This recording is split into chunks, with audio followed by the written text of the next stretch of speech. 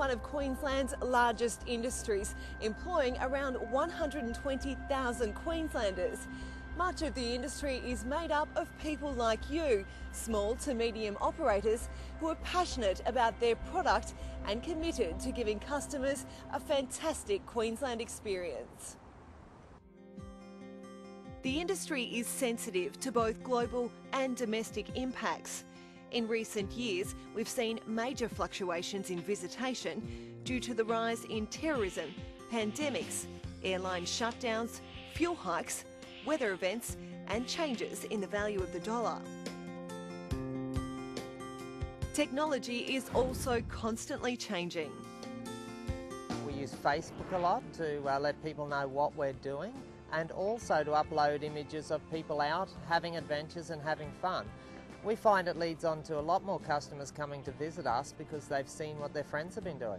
It's instant commentary on our product, and it means that that commentary needs to be given a response in a timely fashion. Well, we've started the Facebook site over a year ago, and we've found we've run specials through it. We've got a lot of interest, and it has provided us probably a new range of consumers, a probably younger consumer, and a way for us to interact with them, which we probably weren't doing before, for that age group particularly. Under all of these conditions, developing a sustainable and profitable business certainly has its challenges. Every operator has had to adjust to find new and more dynamic ways to manage their business. The reality is you can't simply be in business to make a profit. You must improve your yield year on year in order to keep up and tough things out. So, what is yield? Yield to me would be, that's your margin, and if you've got a great product, that yield should be quite substantial. To me at Riverlife, I consider yield the profits that are left at the end of the day. When all my expenses are paid, what's left for me? Yield and revenue management is extremely important to us. Revenue management within our company has been given just as big a portfolio and personnel team as our sales department has now. Yield equals your profit divided by the number of visitors you have. It's the difference between your outgoings or costs and your incomings or revenue, whether you are an accommodation product, tour operator or attraction. To increase yield, you need to close the gap between your current revenue and your potential revenue. There are a few things you'll need to have in place to help make that happen. As a start, you'll need a solid business model. A good business model for us is definitely the profitability of the hotel overall and what we provide back to our owners. No business model these days I don't think is set in hard cement. It changes almost monthly, and you've got to keep changing it and keep working it to end up with the best results. Once your business model is clearly defined, you should already have and maintain accurate records and financial statements, achievable business goals, plans and budgets, an active desire to explore new ideas and be creative in your approach, strong links with your industry networks, excellent customer relations, and the willingness to regularly monitor and review your business costs and revenue. Whether your business is an accommodation product, tour or attraction, your inventory has a shelf life. A room has a shelf life of 24 hours. The shelf life of a seat on a tour or ticket to an attraction varies depending on how many tours run each day or how long the attraction is open to the public. If your product is left on the shelf, it starts to stale. Product staling is one of the main conditions you want to avoid.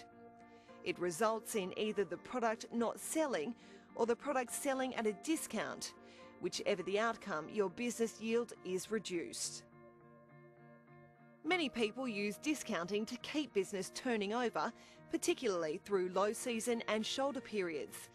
Discounting is often an effective short-term measure to increase demand, but it has its downsides.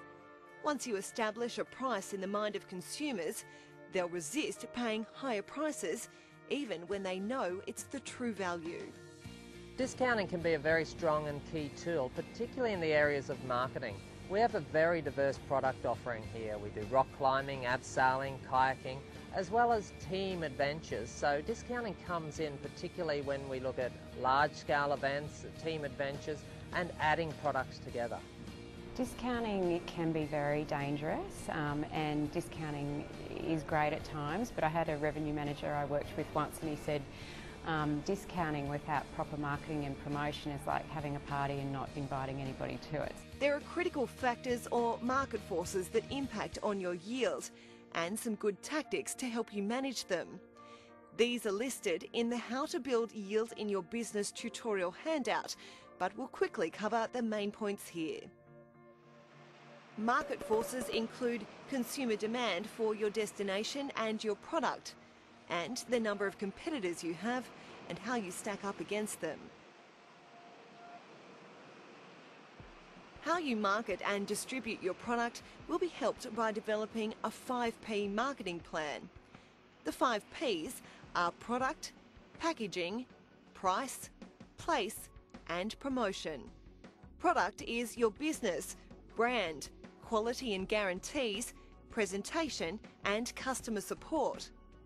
Packaging is adding value for consumers, special offers, discounts, and added extras.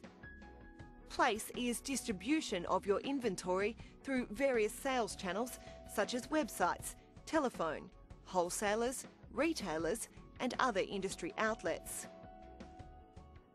Promotion is the way you reach your target markets or audience through advertising, PR, sales promotion, direct marketing, digital marketing, and events. Do your marketing planning based on the 5 Ps and you'll have all your bases covered. Take a look at Tourism Queensland's Big Marketing Guide and the Tourism E-Kit. Both are on the TQ website and will help you hone your plans.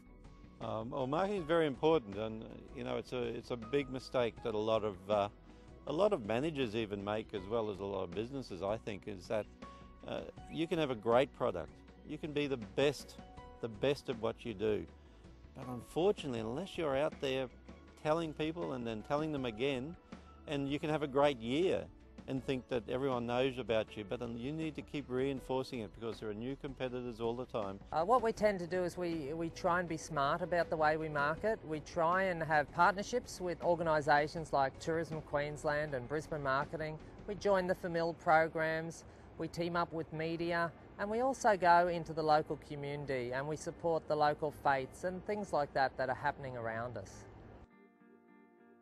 You'll come across all kinds of bloggers in your quest to make more profit, so here's some of the most common and helpful do's and don'ts. Don't over-cater to your consumers' needs. For example, providing lots of options is great for customers, but could be costing you more. Do be smart about what you offer as added extras. Don't disregard opportunities outside of your usual markets or seasonal fluctuations. Do develop additional secondary revenue streams and attractive packages. Don't be hemmed in by limited capacity. Do reduce costs, build visitor numbers, and diversify revenue streams. Don't let your product get tired, and ensure you plan and save for maintenance, renewal, and business development. This tutorial is available in a printable format at www.tq.com.au/online booking. There are also some examples and worksheets which you might find helpful. By using these tools and continuing to develop your knowledge and experience, you will gain greater returns on your investment, and you'll enjoy the rewards of your efforts.